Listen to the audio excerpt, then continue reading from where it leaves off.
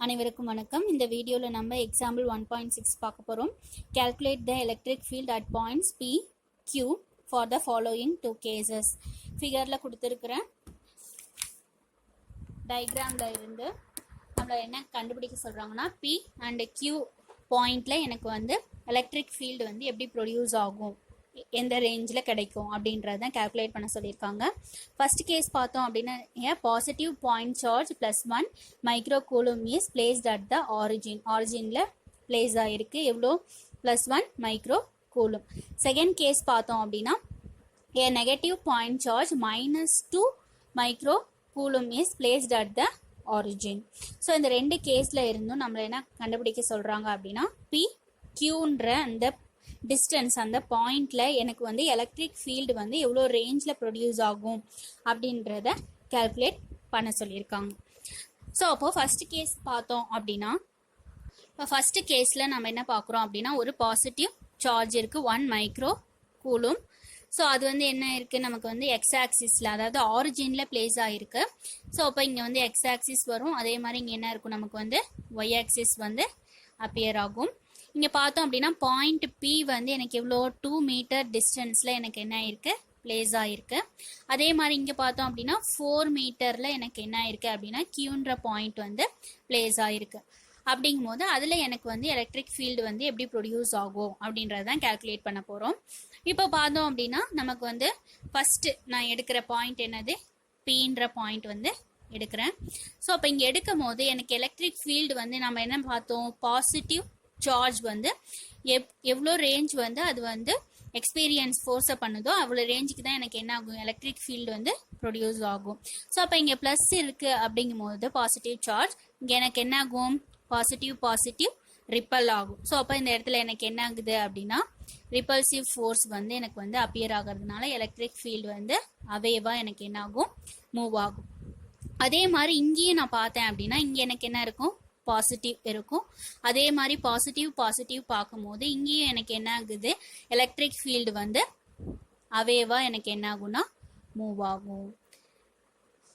So இப்போ இந்த பாயிண்ட்டை நம்ம டிபெண்ட் பண்ணி பார்க்கறதுனால இந்த பாயிண்ட்ன்றதுனால இபின்னு சொல்கிறேன். அதே மாதிரி இந்த பாயிண்ட்ன்றதுனால இக்யூ அப்படின்னு ரெப்ரசன்ட் பண்ணுறோம். ஸோ இப்போ இது வந்து எனக்கு வந்து ப்ரொடியூஸ் ஆனது. இப்போ இதோட எலக்ட்ரிக் ஃபீல்டோட மேத்தமெட்டிக்கல் ஃபார்மில் இதோட மேக்னிடியூட் எவ்வளோ ரேஞ்ச் வந்து எனக்கு வந்து ப்ரொடியூஸ் ஆகிருக்கும் அப்படின்றத கால்குலேட் பண்ண போகிறோம். ஸோ அப்போ ஆல்ரெடி நமக்கு ஃபார்முலா தெரியும் என்ன அப்படின்னா E = KQ டிவைடட் பை 4π தான், K வேல்யூ எழுதிட்டோம், இன்ட்டு எனக்கு என்ன வரும் ஆர் ஸ்கொயர்டு. ஸோ அப்போ இங்கே பார்த்தோம் அப்படின்னா சார்ஜ் எவ்வளோ இருக்குது, நமக்கு வந்து K வேல்யூ தெரியும் என்ன அப்படின்னா இபி தான். ஃபர்ஸ்ட் பின்ற பாயிண்ட்டுக்கு தான் பார்க்குறோம். ஸோ அதனால நான் என்ன எழுதுறேன் அப்படின்னா இபி. ஸோ அப்போ கே வேல்யூ என்னது, எனக்கு 9 × 10⁻9 இன்ட்டு இப்போ கூலும், அதாவது சார்ஜோட வேல்யூ என்னது 1 மைக்ரோ கூலும். ஸோ அப்போ எனக்கு என்ன வரும் 1 × 10⁻⁻6 டிவைடட் பை டிஸ்டன்ஸ் பார்த்தோம் அப்படின்னா எனக்கு என்னது 2 மீட்டர் டிஸ்டன்ஸில் பிளேஸ் ஆகிருக்கு. ஸோ அப்போ எனக்கு இங்கே என்ன வரும் 2 ஸ்கொயர்ட். ஸோ அப்போ எனக்கு ஃபைனலாக ரிசல்ட் என்ன கிடைக்குது, இங்கே 9 டிவைடட் பை 4 × 10⁻9 - 6. ஸோ அப்போ எனக்கு என்ன வரும் 10⁻3.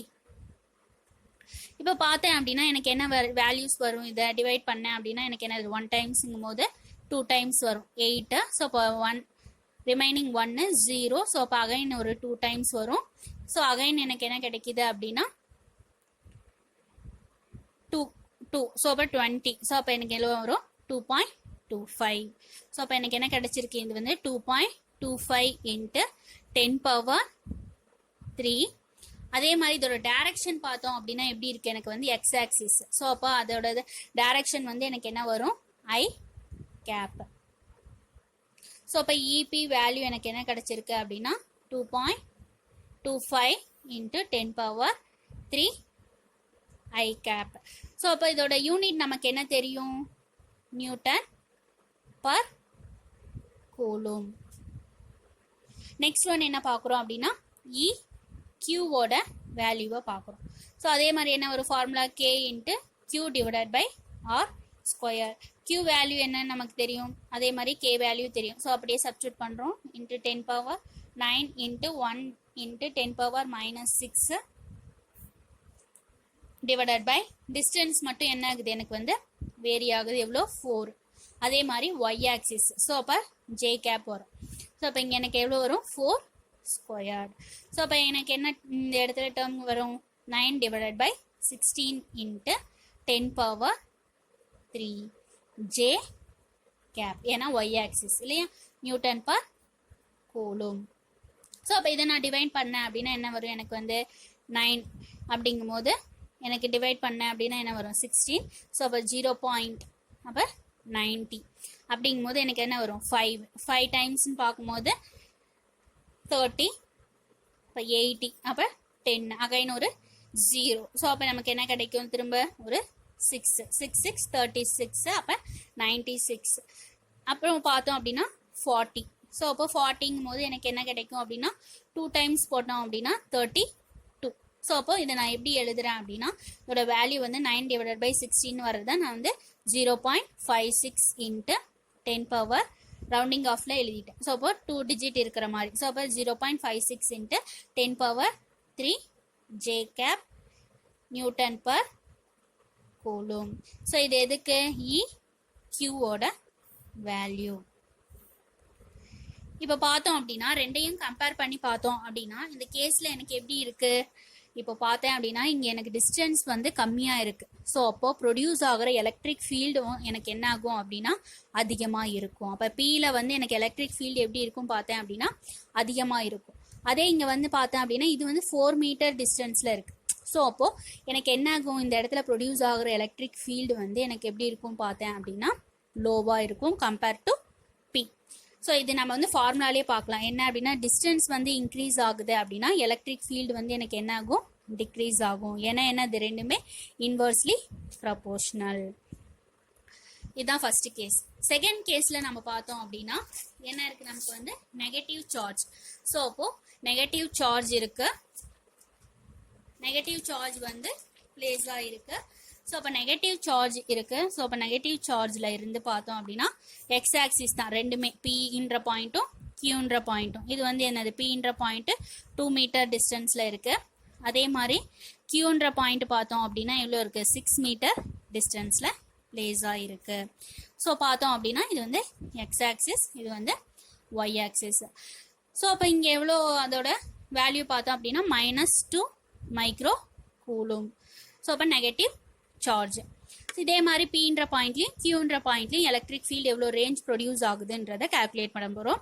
எலக்ட்ரிக் ஃபீல்டு ஃபார்முலா ஃபங்க்ஷன் தெரியும் இபி. இப்போ பின்ற பாயிண்ட்டை பார்க்குறோம். ஸோ இப்போ EP equal to K into Q by R squared. So அதே மாதிரி பார்த்தோம் அப்படின்னா கியூ வேல்யூ கே வேல்யூ என்னன்னு தெரியும் 9 into 10 power 9 into Q value என்னது நமக்கு வந்து 2 into 10 power -6. மேக்னிடியூட் மட்டும்தான் பார்க்குறோம். ஸோ அதனால் என்னது ப்ளஸ் மைனஸ் பார்க்க மாட்டோம். மேக்னிடியூடுங்கிறதுனால பாசிட்டிவ் மட்டும்தான். டிவைடட் பை என்னது ஆர் ஸ்கொயர். அதோட டிஸ்டன்ஸ் என்ன இருக்குது நமக்கு வந்து 2 மீட்டர். ஸோ அப்போ 2 ஸ்கொயர்டு. ஸோ அப்போ 2 ஸ்கொயர்டுங்கும் போது எனக்கு என்ன வரும் 4. ஸோ அப்போ இங்கே எனக்கு என்ன கிடைக்கும் 9 into 2 divided by 4 into 10 power 3. இது எந்த டைரக்ஷன் எக்ஸ் ஆக்சிஸ் தான். ஸோ அப்போ ஐ கேப் நியூட்டன் பர் கூலும். இங்கே பார்த்தோம் அப்படின்னா இங்கே எனக்கு என்ன ஆகும் கேன்சல் ஆகும் 1 2. ஸோ அப்போ இதை நான் டிவைட் பண்ணேன்னா என்ன வரும் எனக்கு வந்து 4.1 டைம். ஸோ அப்போ 4.5. ஸோ அப்போ எனக்கு என்ன கிடைக்குது 4.5 into 10 power 3 newton per coulomb I cap I direction EP. அதே பார்த்தோம் அப்படின்னா இக்யூ. ஸோ அப்போ Q பார்த்தோம் அப்படின்னா இதே தான் K into Q divided by R squared. So அப்போ அதோட வேல்யூ தெரியும். K value 9 into 10 power 9. Coulomb வந்து 2 into 10 power -6 divided by distance பார்த்தோம் அப்படின்னா 6 மீட்டர். ஸோ அப்போ 6 ஸ்கொயர். ஸோ அப்போ இங்கே எனக்கு என்ன கிடைக்கும் 9 into 2 divided by 36 into 10 power 3. இந்த இடத்துல பார்த்தோம் அப்படின்னா எனக்கு எப்படி டைரக்ஷன் இருக்கு ஆப்போசிட் டைரக்ஷன். ஸோ அப்போ எனக்கு என்ன வரும் -i cap. ஸோ அதுதான் இங்கே நம்ம பார்க்குறோம் என்ன அப்படின்னா -i cap into Newton per coulomb. So அப்போ இதை டிவைட் பண்ணோம் அப்படின்னா நமக்கு என்ன கிடைக்கும் 1 டைம்ஸ் இது பார்த்தோம் அப்படின்னா இதில் பார்த்தோம் அப்படின்னா கேன்சல் பண்ணால் எனக்கு என்ன வரும் 4.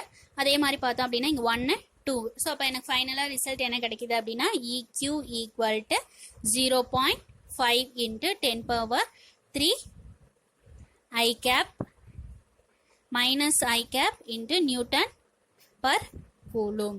இது வந்து நம்ம ஜென்ரலாக சொல்லிட்டோம். இன்னொரு கான்செப்ட் பார்க்குறோம் என்ன அப்படின்னா, இப்போ வந்து இது நம்ம ஜென்ரலாக சொல்லியாச்சு.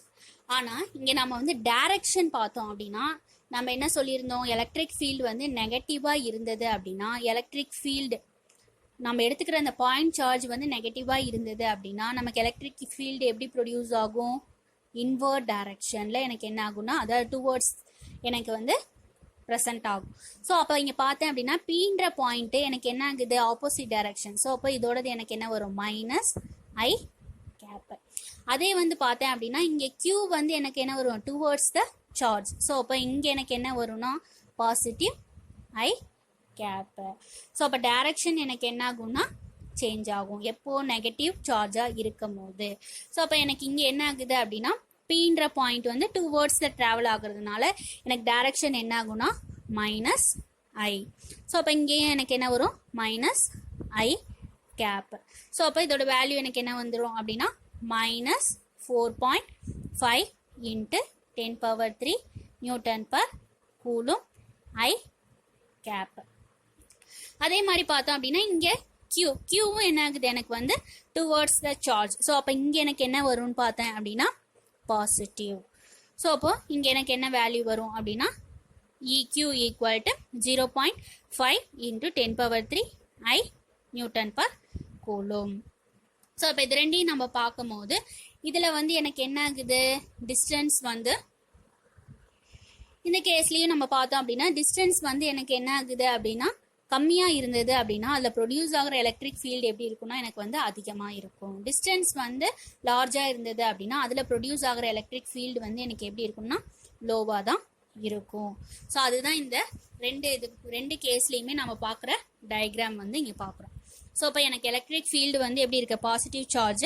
ஸோ எப்பயும் எப்படி ப்ரொடியூஸ் ஆகும், அவேவாக ப்ரொடியூஸ் ஆகும் எலக்ட்ரிக் ஃபீல்டு. அதே மாதிரி இங்கே பார்த்தோம் அப்படின்னா நெகட்டிவ் சார்ஜ். ஸோ அப்போ எனக்கு இங்கே எலக்ட்ரிக் ஃபீல்டு எப்படி ப்ரொடியூஸ் ஆகுது, இன்வர்ட் டைரக்ஷனில் ப்ரொடியூஸ் ஆகுது. ஸோ அப்போ எனக்கு வந்து இந்த இடத்துல அதே மாதிரி அதோட லென்த் இது வந்து 2, இது வந்து 6 அப்படிங்கும் போது அதை ப்ரொடியூஸ் ஆகிற எலக்ட்ரிக் ஃபீல்டு வந்து எப்படி இருக்குது, இது வந்து லோ டிஸ்டன்ஸ். ஸோ அப்போ அதிகமாக எனக்கு என்ன இருக்கும், எலக்ட்ரிக் ஃபீல்டு வந்து ப்ரொடியூஸ் ஆகும். இது வந்து டிஸ்டன்ஸ் வந்து அதிகமாக இருக்குது. ஸோ அப்போ எலக்ட்ரிக் ஃபீல்டு எனக்கு வந்து கம்மியாக ப்ரொடியூஸ் ஆகும். அதுதான் இந்த ரெண்டு கேஸ்லேயும் நம்ம வந்து பார்த்துருக்கோம். தேங்க்யூ.